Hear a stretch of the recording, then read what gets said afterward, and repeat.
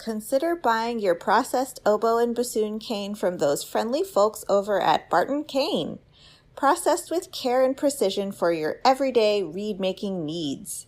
Take the pain and injury out of reed-making by letting Barton Cane do the hard, repetitive, boring stuff. Free up time for practicing, happy hours, hikes, baking, and spending time with friends and family. Barton Cane, here for you. Visit www.bartoncane.com. Specializing in the finest assortment of oboes, clarinets, bassoons, and their accessories, RDG Woodwinds serves musicians around the world. Their employees are all professional musicians who have a deep knowledge of the products that they sell. RDG's repair shop has an international reputation with a combined 100 plus years of service among the 5 repair technicians. Plain and simple, RDG provides excellent products and fabulous customer service. Visit them at rdgwoodwinds.com. They look forward to working with you. Hi, I'm Galit Kaunitz. And I'm Jackie Wilson. And you're listening to Double Reed Dish, a podcast for oboists, bassoonists, and the people who love them.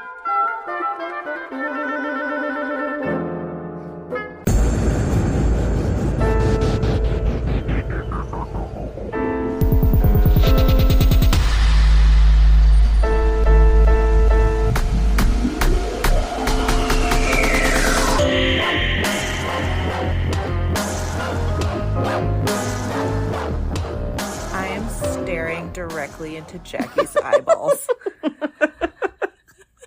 I don't think she expected me to say that. Staring lovingly into one another's eyes. We are face to face in person. It is the last day of IDRS Flagstaff 2024. How has your week been? Well, I'm exhausted, but it's been really wonderful, actually. Same. Yeah. Yeah. We're both like grabbing our faces. Zombie women. We are in Jackie's hotel room because I'm just hanging out with her while she's packing up to go home tomorrow. Mm-hmm. And then we're going to go to the very last gala concert and listen to 8 concertos. 8 concertos. Oh, and the AC is about to come on. I'll try to do a noise reduction filter, but if it doesn't work, just be forgiving. She just put on a whole conference, okay?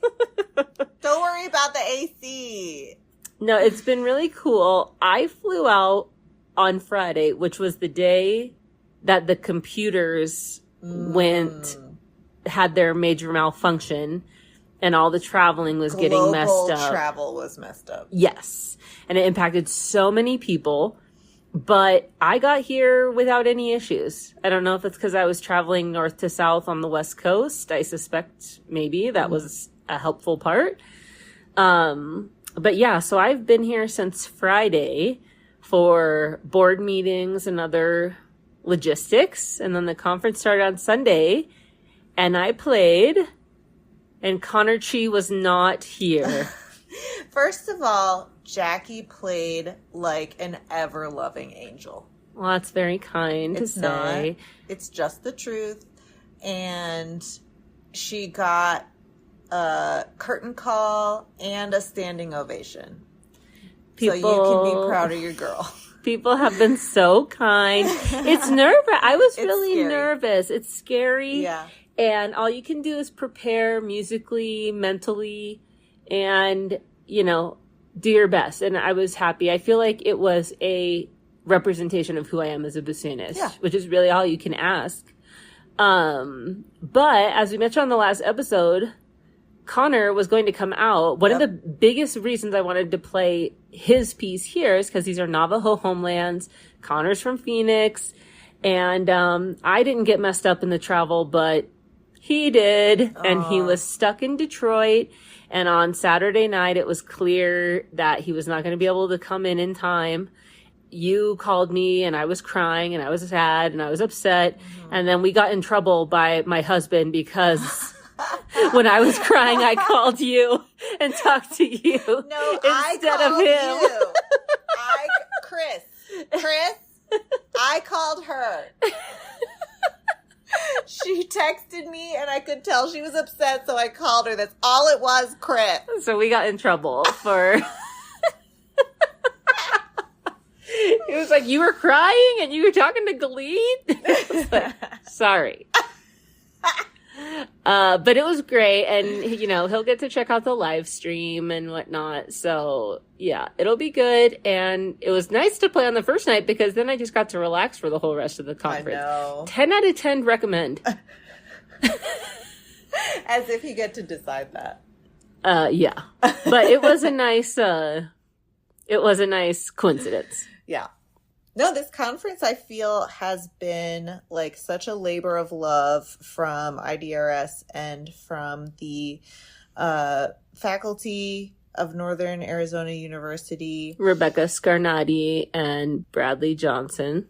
They have put so much work into this conference. And it was a really cool vibe. Yeah.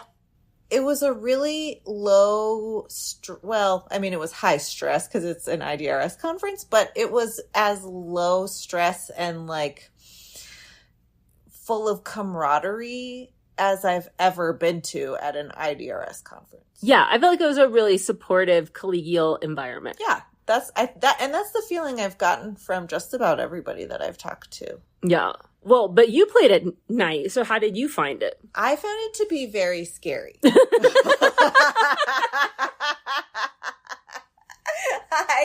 I found it to be extremely scary, but it went well, and I'm proud of myself for doing it. It was both of our first time playing at night, which is such an honor to be chosen to play at night. And,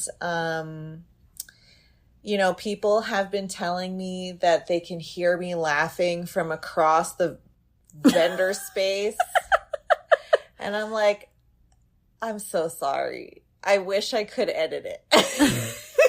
Well, I was walking somewhere in the conference and ran into a listener, and she said, "Oh, you do the Double Reed Dish podcast?" I said, "Yeah, hi, I'm Jackie Wilson." And she goes, looks at me and goes, "I thought you'd be tall." Yeah. I said, "I'm not."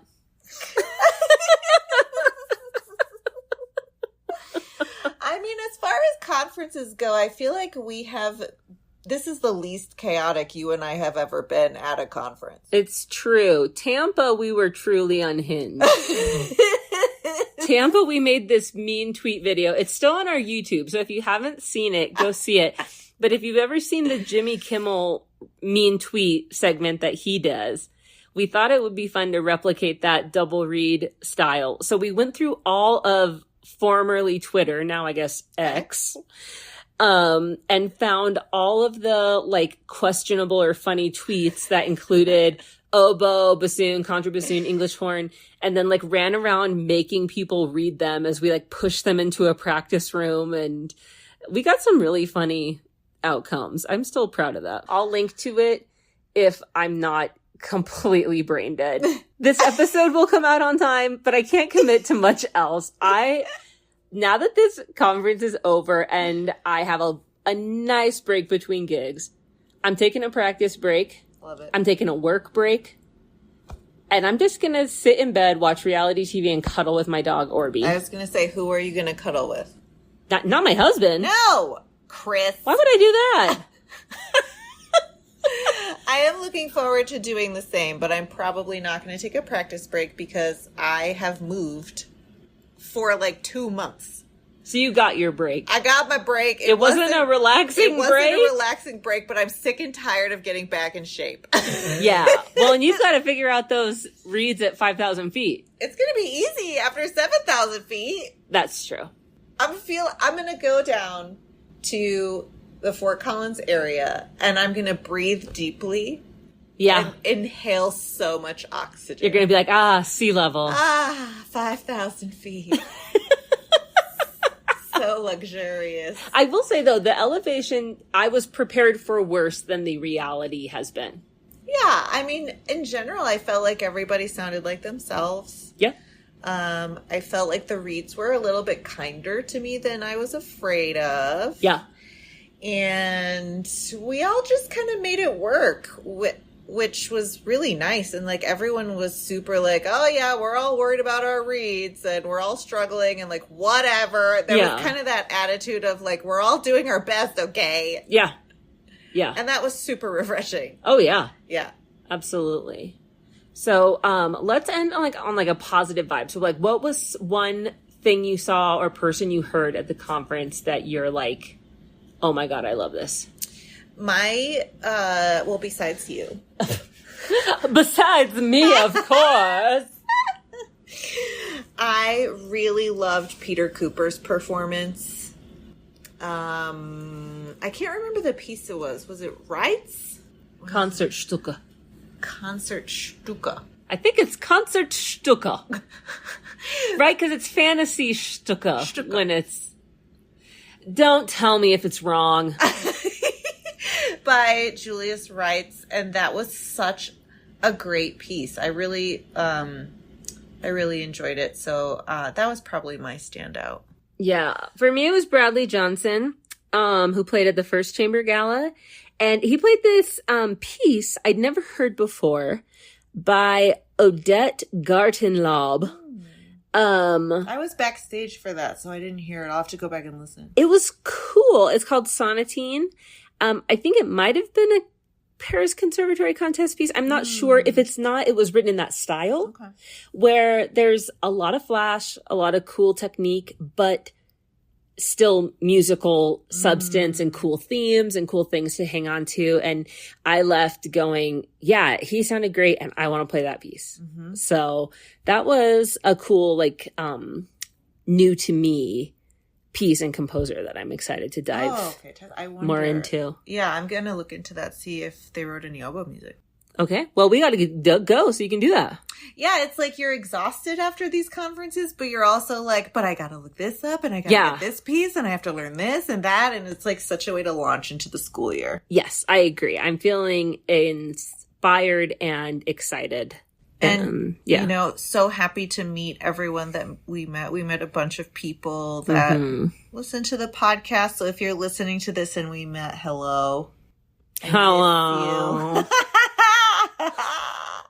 I promise we will be less fatigued when we talk next. We'll try. Jackie will be fresh as a daisy. That's right.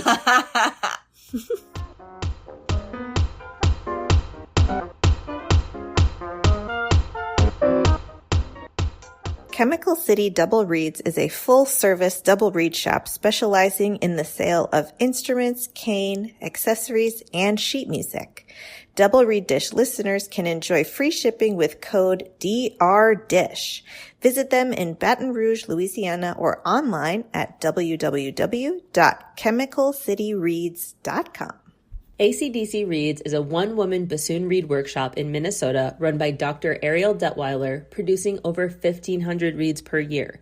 Selling beginner bassoon reeds, advanced bassoon reeds, and contrabassoon reeds, AC/DC Reeds are hailed by customers for their even intonation, ease of response in all registers, warm tone quality, and strong low register. Every reed is made from tube cane processed in-house to Ariel's specifications using Rigati or Lavaro cane and a Rieger 1A shape. You'll also find bassoon-themed gifts in the shop, including greeting cards, stickers, artistic prints, and the ever-popular Black Wing bassoon pencil. Make sure to follow AC/DC Reeds on Instagram, where Ariel posts artistic photos and educational stories about her everyday experiences with reed making. AC/DC Reeds is a proud sponsor of Double Reed Dish, sharing positive and uplifting interviews to inspire and connect the bassoon community around the world. Find AC/DC Reeds at www.acdcreeds.com or at retailers like Chemical City Double Reeds, Midwest Musical Imports, or Reed Supplies Canada. Try out AC/DC Reeds today and let the reed do the work.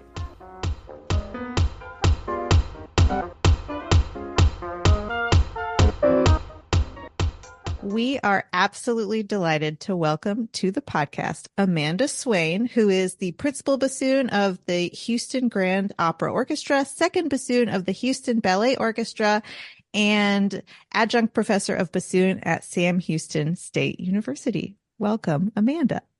Thank you so much for having me.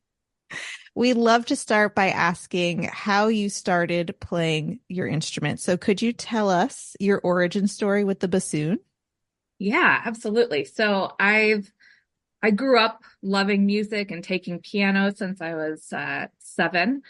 And so I was familiar with music. I had great elementary music education. And we had a unit when I was in first grade on Peter and the Wolf. And I loved learning about all the instruments. And I remembered the sound of the bassoon, being interested in it. And when it came time to pick a band instrument at the end of 5th grade, I had remembered that sound. I'd remembered that it was interesting. And on top of that, the band directors, when they were recruiting, they said double reed players must have at least 2 years of piano, good attendance, and AB average. And I was like, check, check, check. I got it. I can do it. And so I went up and said, I would like to play the bassoon. And they said, sure. So that's how I started when I was 11 in 6th grade, started on bassoon. And here I am so many years later, still trying to figure out how to play the bassoon. Can we hear about getting serious about the bassoon and when you started to think like, oh, this is something I'd like to pursue in college as a career, that type of thing? Yeah. So my first real serious interest came around the summer after 8th grade. I went to a local orchestra music festival who had a great woodwind faculty. And I remember speaking with the clarinet faculty member, and he told me at that point, I really wasn't even thinking about majoring in music, but he said, only major in music if it's the only thing you can see yourself doing. And I gave it a few minutes of thought and thought, this is absolutely what I want to do. And I continued on that path of doing summer music festivals and taking lessons with many people, and knowing that was going to be my goal, was to major in music and then get a job. I even my college entrance essays, like when they ask you what you want to be when you grow up, that kind of question. I specifically put that I would love to play in a repertory orchestra like Houston Grand Opera or Houston Ballet. So I was 17 years old, and I had put that thought out there into the universe as something I wanted to accomplish, and ended up getting jobs with those exact companies. So I think it's really important to have some real concrete ideas of where you want to see your career go. Not to say that it can't change a million times, but to give it some thought and figure out what it is you want to do. And once I had that goal in mind, everything I did from the time I was, 14 years old onward, went towards, working towards that goal and hopefully accomplishing it. That's very impressive. And I'm also impressed that at 17, you knew what a repertory orchestra was. I sure didn't. Okay. Would you now take us through your training and educational journey and how you got to where you are today? Yeah, I would love to thank a couple of private lesson teachers in this moment as well, because they're so formative to how we learn our instruments, how we see ourselves as musicians, and to helping us with our success. So my very first teacher in 6th grade, her name's Jennifer Gunter, and she's a professional bassoonist now up at the Victoria Symphony in Canada. And I remember she always threatened to tape my pinky key to my G resonance key. And it's something I have threatened to multiple students up through the college years. And she also taught me how to get rid of the hiccups, which is knowledge that I passed on only like a week ago to another bassoonist. I'll go ahead and tell it real quick because this seems extremely relevant to our wider audience, how to get rid of hiccups, especially mid performance. You plug your nose, so hold your nose shut to where you can't breathe, and then put a little water in your mouth and drink it very slowly. Lean your head back and drink it slowly with your nose plugged, and it'll get rid of the hiccups. So she taught me that when I was 11 or 12. I still use it to this day. So big thanks to Jenny Gunter. Jan Cutting was my primary teacher in most of junior high and high school, and she helped me succeed with all state auditions and figuring out how to perform in a high stress environment, which was very transferable to the rest of my career. And then Jeff Robinson, I took from towards the later part of high school. He was the contrabassoonist in the Houston Symphony for many years, and he took me back to the basics. back to fundamentals, took me back to the beginning of the Weisenborn Etude book, like where you put sixth graders to make sure they're learning good fundamentals, and said, start over. We're going to relearn how to breathe. We're going to work on your hand position so your fingers aren't totally flat against the instrument. We're going to learn new fingerings. And I did. And it was the most helpful thing I think I've ever done in my career, was going back to the true basics and really reconceptualizing what it means to play the bassoon. And that was in high school? That was in high school. Yeah. Wow. Yeah. That's really great, actually. I know. And it's something I try to, do with my early college students as well, just to see, no matter where they've come from, no matter where any of us come from, it's always a good idea to go back and reassess your fundamentals and to think about them in new and interesting ways. And good for you for being open to that too, because I know that when that's forced on you, it can be discouraging. Like, oh my God, my teacher thinks I am terrible and they're making me do Weisenborn page 1. Well, and that's where it can be important to lead by example too, and say, look, I just did this, 6 months ago, a year ago. I still go back to, simple melodic tunes to work on my fundamentals. And if they see you doing it, if your students see you as their educator doing it, hopefully that'll mean it's okay for me to do it too. 1000%. And then I went to the University of Texas and studied with Kristen Wolf Jensen, who is incredible and talented, creative, and such a powerhouse. And she was another one who really instilled a great appreciation for fundamentals, as well as prioritizing a beautiful sound always. And then I went to Northwestern up in Evanston, Illinois, and studied with Chris Millard, who has unending patience for his students and a willingness to meet them all where they're at, whatever that is, and help them work towards whatever their individual goals are. And he really shaped the way I understood phrasing in music. Our first couple of lessons were all spent on understanding note groupings and how each note, the role of each note in a phrase. Yeah. Which I was extremely grateful for. So I've had so many other wonderful teachers and festivals and as colleagues, and of course we all learn from our colleagues and their excellent musicianship as well. So I'm just really grateful to all of them and glad to have the opportunity to thank them today. Can you talk to us about embarking on your professional journey and how you got to where you are today? Mm-hmm.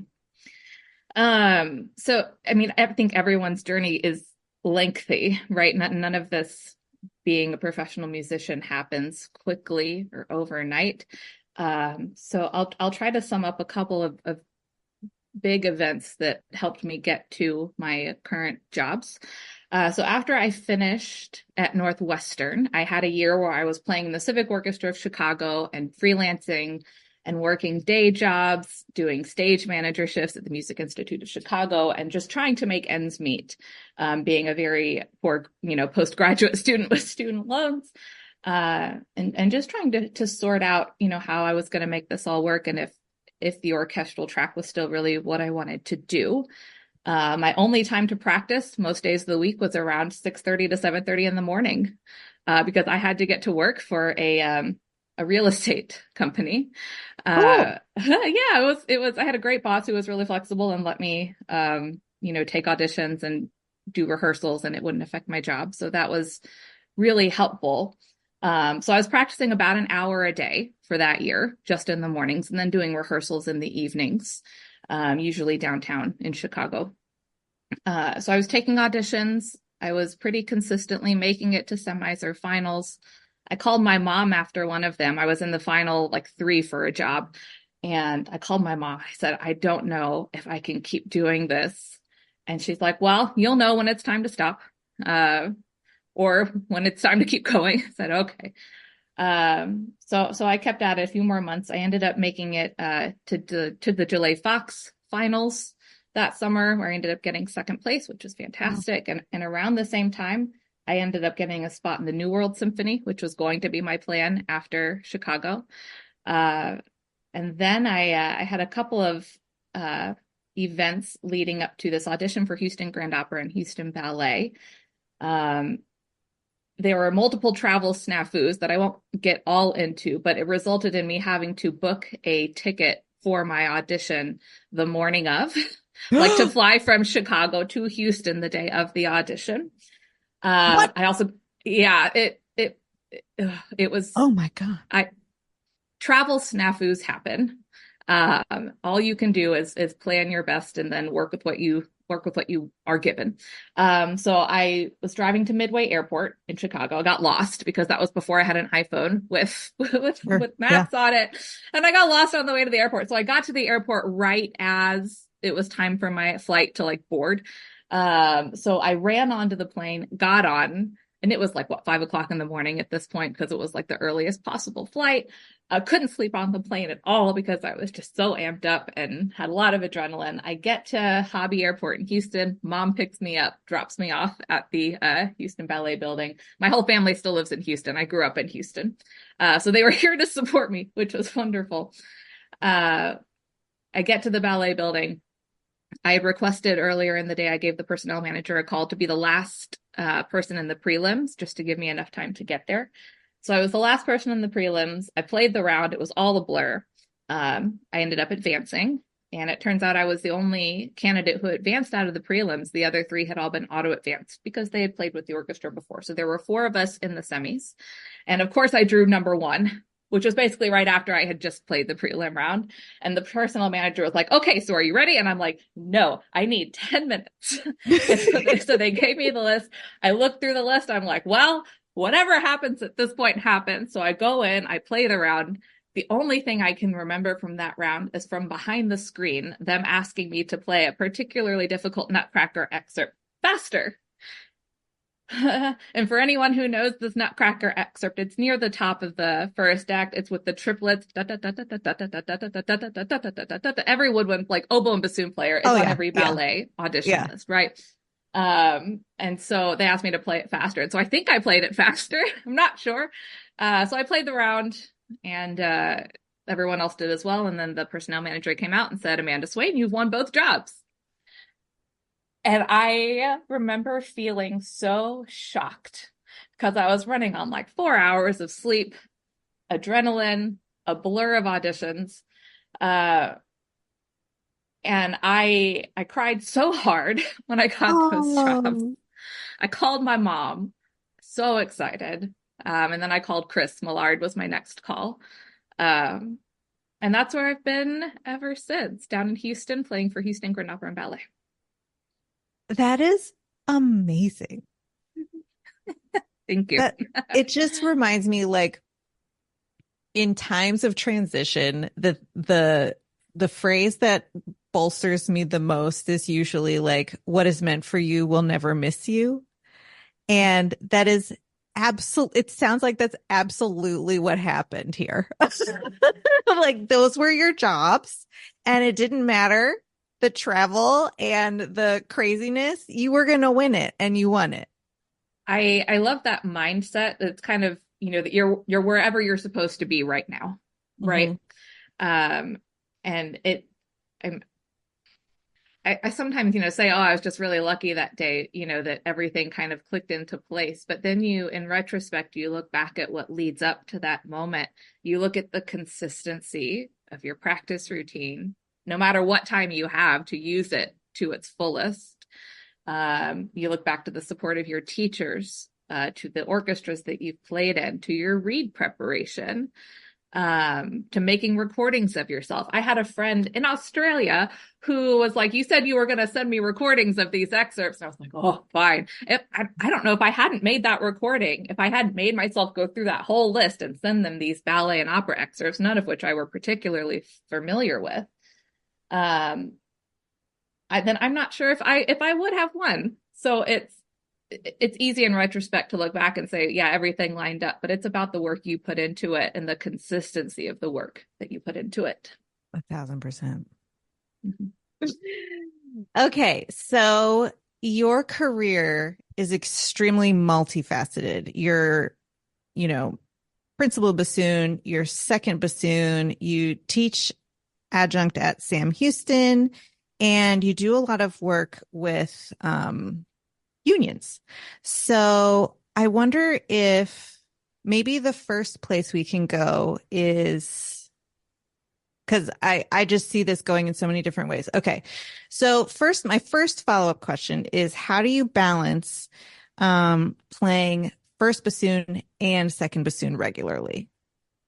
Oh, that's a great question. And I think the easiest answer for me is that I buy GSP cane and don't spend as much time processing cane so that I can focus on the music part more than the read part. Yes. Which helps a lot. I also find that when I'm making reads and sorting reads, I mean, everyone knows they each have their own little quirks and personalities, right? And I kind of end up sorting them into principal and second reads. Mm-hmm. So that's how I manage just the read aspect of it, is to buy GSP cane and then let the reads be what they want, either mm-hmm. higher reads or lower reads. As far as switching back and forth, I love it because the roles are so different in the two. I feel like with principal, I end up doing a lot more score study so that I can be a better leader in the section and in the orchestra. And for second, it's a different kind of responsibility. You know, I feel like I'm a little more aware of chord positions and when I'm the fundamental kind of bass of the woodwind section, the lowest voice, and to make sure my focus is really down there in the bassoon. So when I'm switching back and forth between principal and second bassoon, the goal is ultimately the same of both. It's to make good music, to be a good colleague, to be a good section member, to know my part well, to know where things fit in the score. So even though the mindset may be a little different as far as a supporting member versus a soloist, the end outcome ends up being pretty much the same between both jobs. Mm-hmm. Kind of along those lines, you referenced this in the story of your audition. And if you have any more about this regarding auditions, I think that would be great to talk about too. But just the nature of, you know, for especially most people who want to be orchestral players, the traditional symphonic excerpt list and concert structure is what most of our curriculums are based around. And so for these opera auditions, for the ballet orchestra auditions, it's a bit of a different repertoire, right? And the lists can be more varied, and then doing the job can be more varied. And so I wonder if you could talk about that learning curve, both in auditions, but also in preparation and doing the jobs. I mean, with opera, you already talked about score study, but some of these works are just colossal. Mm-hmm. And wrapping your head around that and these books that are just so massive, it just seems like such a really unique and specific career. I wonder if you could talk to us about that. Yeah. So for opera specifically, I do so much score study because there is so much going on with the plot, with the music, with the singers, and just constantly changing tempos and key signatures much more frequently than typically happens in symphonic rep. So for a big work like Parsifal, which HGO just did this last season, which is a very large Wagner work, of course, that's about 5 hours in length. I started looking at the score about a month in advance and going through it with my part, and making sure that at all times I understood kind of what my function was in a given section. It's for these big pieces, it's not necessarily about playing through every note of the piece before the first rehearsal. But it is about knowing how your part fits into the bigger picture at any moment, which is where score study is particularly useful for opera. So for the audition for opera and ballet, it was definitely the first ballet audition I had taken. So I had never worked on any of the Nutcracker excerpts before, or any of the other ballets that were on there. And some of the opera excerpts I was familiar with, from doing a few of them in grad school, but most of them were new as well. So a lot of my audition prep focused on listening to recordings, which we're so lucky that we have recordings of everything. I haven't had an audition yet where there is a piece that there is not a recording of out there somewhere. So I would absolutely encourage anyone who's taking auditions, especially if the excerpts are less than familiar, to just have a playlist that you listen to over and over again. Even if your instrument's not out, even if the music is not in front of you, just to get more familiar with these composers and with the pieces that you're working on, with the excerpts that you're working on. So I think I did more listening than I had previously. And I think in hindsight, what I could have done and what I would advise other students to do if they're taking opera or ballet auditions is to play the excerpts for the people who play opera and ballet, just to have a little bit more context for your audition preparation. So one of the, I think, more mysterious elements of orchestral playing is unions. And I know that you are very involved in union work. So could you tell us about your involvement in that part of the orchestral world? Yeah, I'd love to. So I am a member of the American Federation of Musicians, which is the musicians union in the United States and Canada. And I'm a member of Local 65699, the Houston Professional Musicians Association, which is a chapter of the American Federation of Musicians. One of the most important aspects of being in the union is collective bargaining, where you all work together to achieve a contract with safe working conditions and fair wages. By having a whole group working on a contract, working together, it's easier to achieve those safe working conditions and fair wages. So that's kind of the big picture of the union when it comes to orchestral playing. And there are so many details and facets that go into those contracts. And when I first joined my first real orchestras, the Houston Grand Opera and Ballet, I didn't know anything about unions. I had never been approached about joining the AFM. I didn't know that I needed to join the AFM, but I got in pretty quick, became a member, read through our collective bargaining agreement, or CBA, and had a pretty good idea of what was going on. And as I became a tenured member of both orchestras, I was approached by a member of our orchestra who was like, hey, I think you would be good at this committee stuff, which, you know what, if you ever want to get anyone involved in anything, just tell them you think they'd be good at it. Flattery will get you everywhere. So I was like, really? Okay, sure. So I got involved with the Houston Ballet Orchestra Committee. Orchestra committees are groups that help make sure the CBA is being followed, and who work to better the standing of the orchestra, whether it's with their own company, with their management, or with the public, the audience. So a lot of the work that we do in the Houston Grand Opera and Ballet on the union side of things is to bring visibility to our orchestra, because we're in the pit. And it's sometimes difficult for us to get public acknowledgement when we're literally covered by an overhang for the pit. So basically, orchestra committees are there to help make sure the contract is being followed and to help make the orchestra as strong as we can be as a group.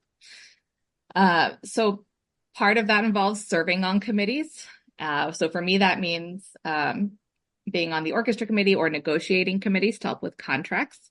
And then a level up from that is serving on the local executive board in Houston for our Houston local chapter of the American Federation of Musicians. So I've been on that local board for several years. And then one more layer on top of that, I am also the vice president of the Regional Orchestra Players Association, which is one of the 5 player conferences of the AFM. We have 97 orchestras and about 6,000 musicians in our organization. And we work to empower our musicians to communicate with each other, to find out information, to see what's going on in other organizations, to look at contract language, to know what's going on in our industry. And we also do a lot around education with an annual conference. And we're coming up on our 40th anniversary conference this year, which is really exciting that we've been around for 40 years representing musicians. So really being in a union is about representation and being with people who have similar needs and values as you do. So some things that unions would be involved in negotiating or making sure were happening could be things like pay, could be things like temperature ranges, times that like overtime pay, length of rehearsals, things like that, right? You nailed it. That's exactly it. You you covered a lot of the big points. There are so many facets of our jobs that we can negotiate points over in our contract. Like you said, things like temperature, length of services, overtime pay, premium pay for principal or single stand parts, doubling if you're playing multiple instruments, when music is going to be released, if practice parts are going to be available, things like vacation pay, seniority pay, things that are becoming industry standards that people should consider in their contracts. So yeah, the list of things that one could possibly bargain into their contract is endless. Dress code would be another one. We have one clause in one of our contracts that that there shall be no leather pants. So people can't wear leather pants because at some point someone wore leather pants and someone else didn't like it. So we have that clause in our contract. So a lot of these documents are kind of evolving histories of these orchestras. The orchestras that have been around the longest often have CBAs that are 100 pages plus in length, because each document is specific to each organization. And one of the reasons that I think unions are so important is because music, especially orchestral music, operates under a hierarchical structure. So, the music without rules about when the rehearsal ends, the conductor could just take the rehearsal as long as they want, potentially. And if you wanted to keep your job, you would have to just sit there until the rehearsal is over. That's a really good point. And when I was at one of my universities, I was playing in a local orchestra, and it was a non-union gig. Because like I said, I didn't know anything about unions when I was in college. And we had reached the end of, the rehearsal time of what they said we were going to end, and they kept going. And one of the flute players in the orchestra stood up and said, "No, we are done." And they still kept going for a few more minutes, and that would never happen in a union orchestra. So yeah, it affords you protection, protects your time. Hopefully it protects your income. Could just kind of rounding out this conversation, I do a lot of service as well. I'm the vice president of IDRS, and something we'll hear from our music colleagues a lot is, I just want to play, or that type of stuff. And so I wonder if you could talk a bit about the significance of service in our field to you, or what you feel you've gained personally through being involved in this extra element besides just I just want to play. How has adopting a service mindset added to your life and career? Well, having a service mindset certainly makes me more grateful, I think, for the jobs that I have and the protections that I have. And I really want to make sure those protections are there for the next generation of orchestral musicians. And it's important that as musicians, we're able to make a living wage, that we're able to support ourselves and our families with the money that we make from these jobs. And it takes work to put those protections in place. And so I find great value in working on these working on these committees and serving my fellow musicians in that capacity. Do you feel you've grown personally at all through being in a leadership role or that type of thing? Absolutely. I mean, hopefully, we as humans, as we get older, continue to evolve and develop and gain new skills and new insight and new appreciations for our lives and what we do. So it's taught me a lot about how these organizations run. It's given me insight into where our shortfalls are and where we can continue to do more work. And it's made me grateful for the protections and the income that I do have. And it's what allows me to play. Switching gears a little bit, would you talk to us about yet another facet of your professional career, teaching? Yeah, so I started teaching at Sam Houston State University, I think about 5 years ago at this point. And it wasn't a job I was actively seeking. There was an opening when the previous professor left that I thought was going to be a 1-year opportunity.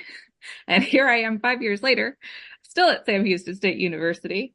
So it wasn't in my life plan to be a university teacher, but I'm so glad that it is, because teaching young musicians, young adult musicians, any age musician, makes you evaluate how you approach your instrument and how you experience music.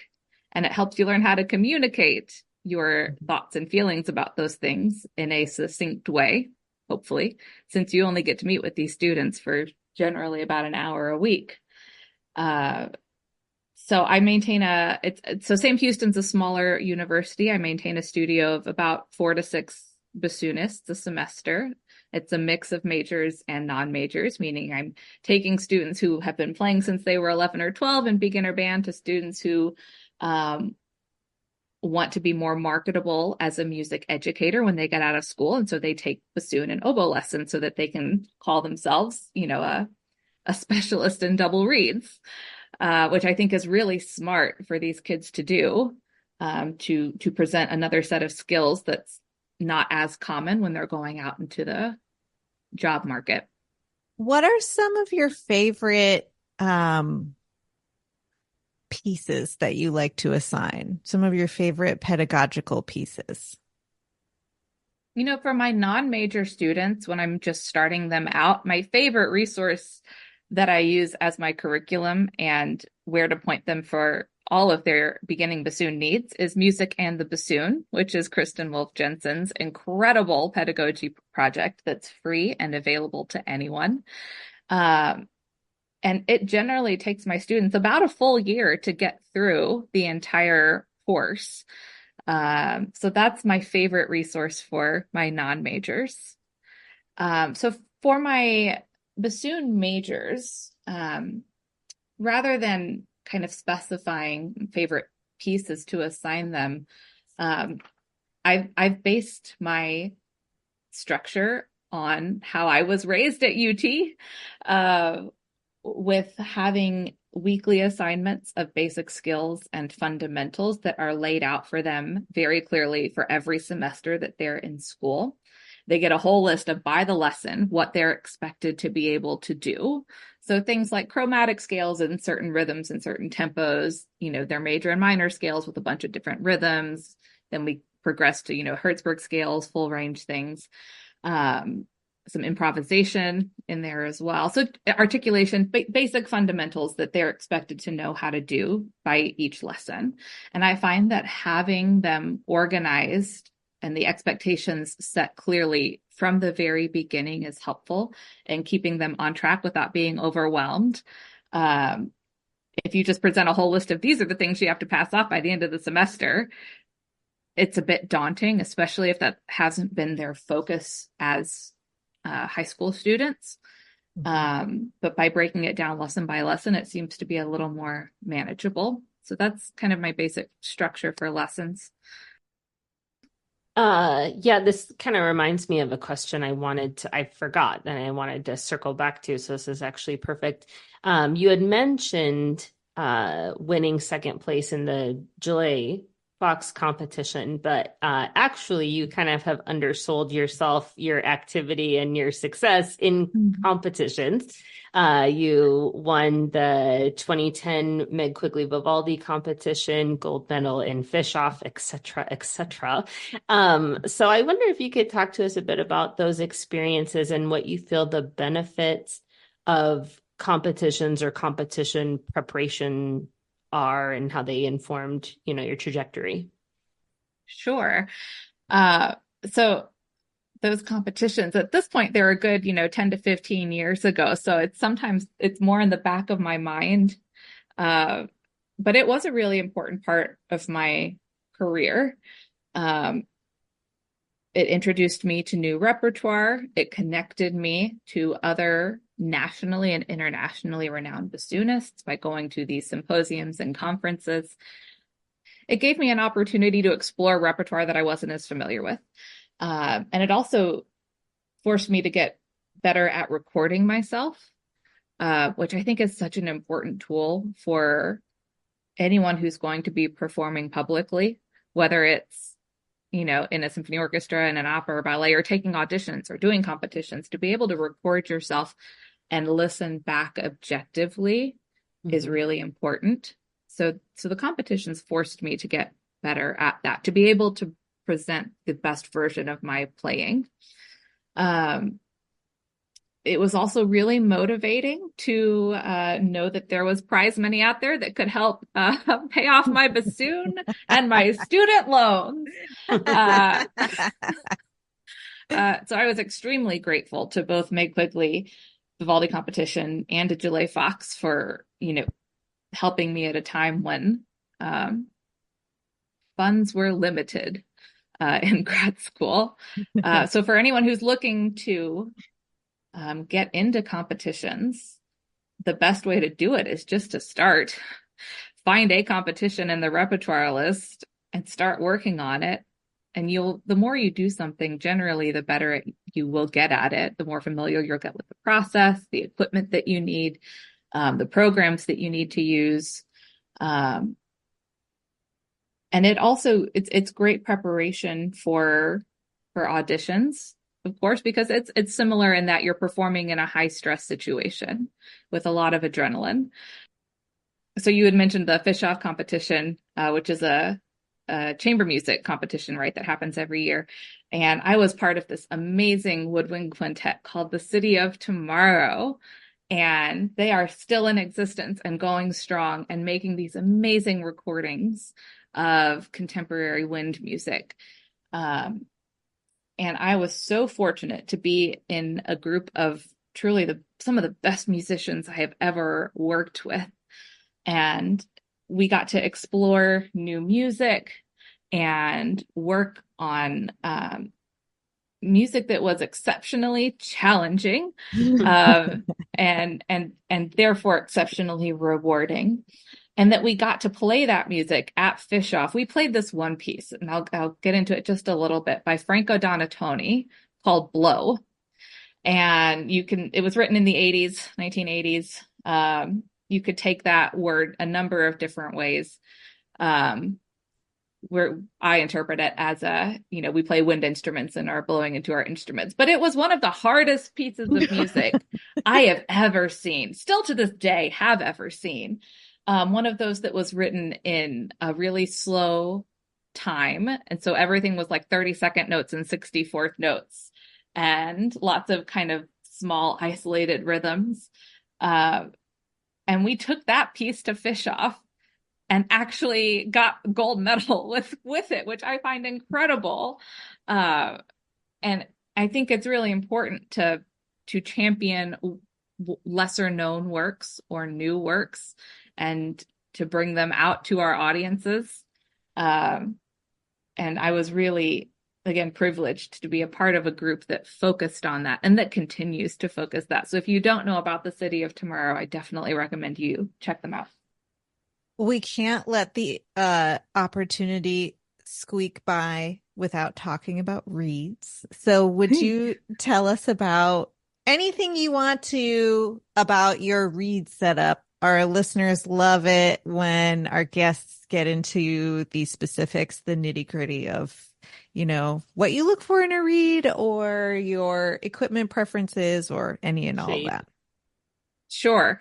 So I am one of the least nitty-gritty person. Sorry. I'm one of the least nitty-gritty people when it comes to reads. I so rarely talk about like equipment and different shapes and experimenting with things. Like I pretty much wanted to play. I just wanted to play. And my general philosophy is that as long as most of my reads do most of what I want most of the time, I am happy. Exactly. So I pretty much make reads the same way that I was taught as a freshman at UT.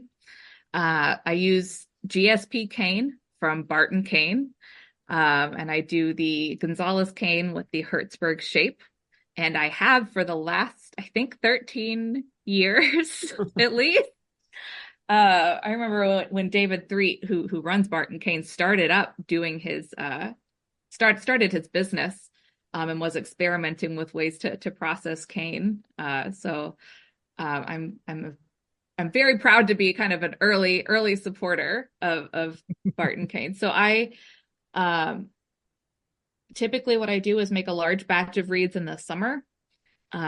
Usually about 50 or 60 will get me through a season because I am very good about read rotation.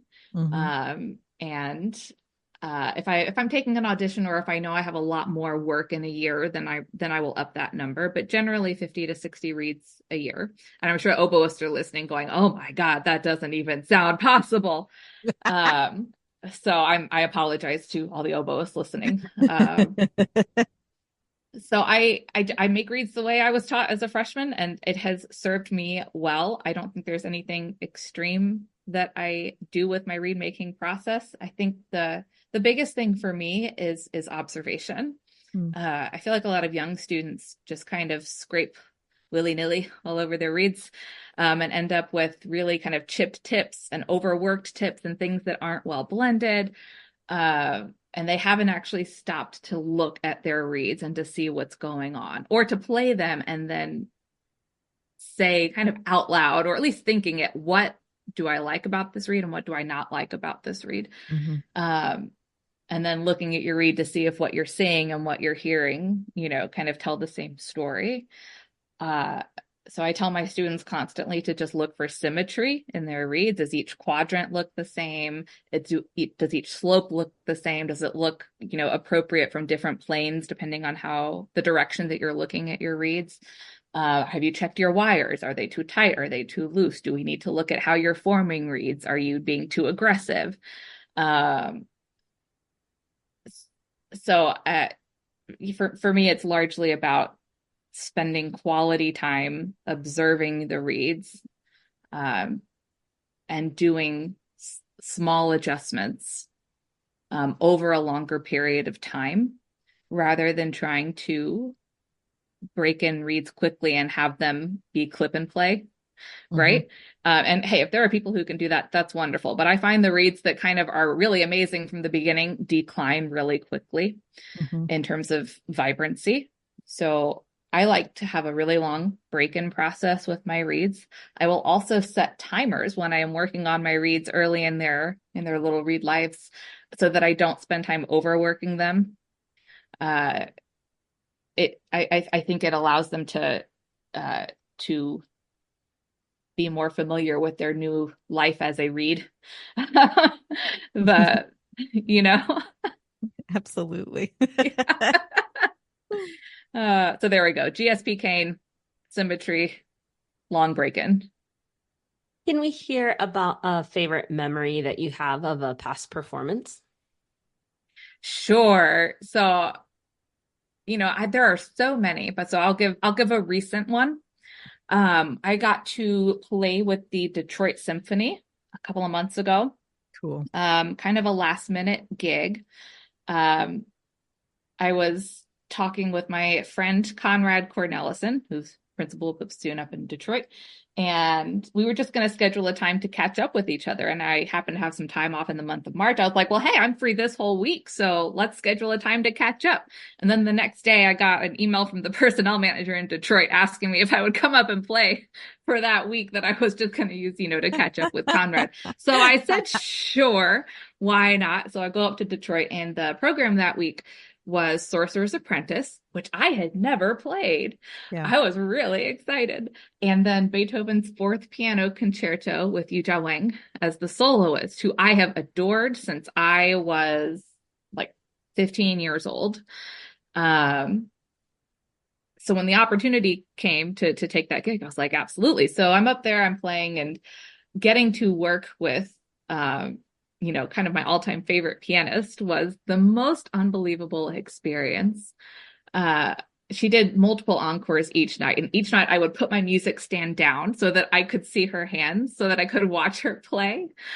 And I was just so inspired by her effortlessness and her control over every nuance that it's still in my mind, now weeks later, as something I would love to have a similar effect on bassoon, for it to be that seemingly easy, as though it's as natural as, breathing. It has come to the end. What a great way to spend an hour. I can't believe we're already at the end. Oh, me neither. Yeah. Our favorite last question is always, what advice do you have for a young musician who aspires to have a career like yours? So I think it's really important for serious young musicians to recognize the difference between discipline and motivation, and to not confuse the two. Discipline is putting in the time every day, working on your fundamentals, practicing when you don't feel like it, taking as many opportunities as you can to hear music, to study music, to play for other people, and to be consistent with your preparation for whatever your goals are. Motivation comes and goes. It is inconsistent, right? Sometimes you have temporary motivation, like an audition coming up, which is great for a couple of weeks when you know exactly it is why you're practicing and what you want out of it. But then when that's over, it's important to remember the ultimate goal of why it is that we play music, why it is that we're musicians, and focusing on the why we're doing something makes it easier to be disciplined in the pursuit of whatever your goals are, versus focusing on what is my next motivation, what is going to motivate me next. Having the two together is really empowering. Being a self-motivator is awesome. Having the ability to have excitement every day for whatever it is you want to accomplish. Amanda, this has been such a wonderful interview. Thank you so much for joining us on Double Reed Dish. It's been my pleasure. I think you two are amazing, and I love the Double Reed Dish. I hope a lot more people continue to hear the great interviews that you lovely ladies have been doing. Well, thank you. We think you're amazing too. Thank you.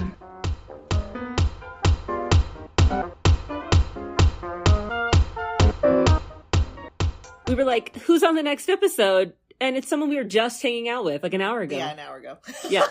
Okay. Rate and review, subscribe on Apple Podcasts, Spotify, follow us on social media. You know the drill. Galit, who were we hanging out with that we already chatted with that's on the next episode? We had the absolute pleasure of talking to Rachel Becker, Assistant Professor of Music History, Musicology / Ethnomusicology and Oboe at Boise State University.